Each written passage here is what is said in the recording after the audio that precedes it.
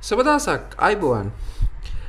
මම ඊටාම කැමැත්තෙන් භාවිතා කරපු වීදුරුවක් තිබුණා.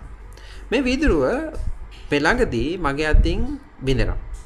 බිඳුනට පස්සේ මම මේ වීදුරුව අරගෙන යනවා වීදුරු කටු ටිකත් එක්ක එළියට ඉවත් කරලා දානවා. ඉවත් කරලා දානකොට මට මතක් වෙනවා ජපන් ක්‍රමයක් තියෙනවා වාබිසාබි. මේ වාබිසාබි කියන ක්‍රමෙන් කියන්නේ අපි අසම්පූර්ණතාවය දැන් අර ලස්සන බඳුනක් තිබ්බනේ මම කැමති. දැන් ලස්සන වීදුරුවක් තිබුණා මම කැමති වෙලා තිබුණු. ඒක හරියම ලස්සනයි. එතකොට මේ ලස්සන වීදුරුව මගේ අතින් බිඳෙනවා. එතකොට අපි පර්ෆෙක්ට් විදිහට තිබ්බ දෙයක්. මේක මොකද වෙන්නේ? දැන් අසම්පූර්ණ වෙලා තියෙනවා බිඳිලා ගිහිල්ලා තියෙනවා. එතකොට මම මේක අසම්පූර්ණ වීම නිසා ඉවත් කරලා දානවා. අසම්පූර්ණයි දැන් මේකෙන් ගන්න ප්‍රයෝජනයක් ගන්න බෑ ඉවත් කරලා දානවා. එතකොට හැබැයි මේ ජපන් ජාතිකයෝ මේකට හරි ලස්සන දෙයක් කරනවා. ඒ ක්‍රමයක් තියෙනවා කින්සුගි කියලා.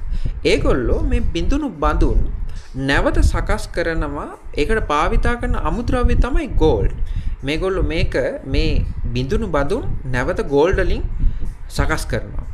ඉතින් අපේ ජීවිතේ අපි හිතලා බලන්න. අපේ ජීවිතය ඇතුළේ අපි හැම අවස්ථාවකදීම පර්ෆෙක්ට් වෙන්න උත්සාහ කරනවා. සම්පූර්ණ වෙන්න උත්සාහ කරනවා. නමුත් සම්පූර්ණ වෙන්න බැරි යවන අවස්ථාවලදී අපි රිජෙක්ට් වෙනවා. අපි ඉවත් වෙනවා. හැබැයි අපි ඇත්තටම අසාර්ථකද? අපි ෆේල්ද කියලා අපි හිතලා බලනවා.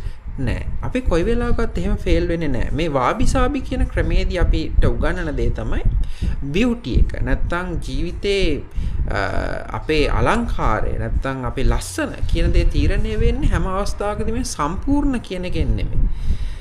නැත්තම් imperfection.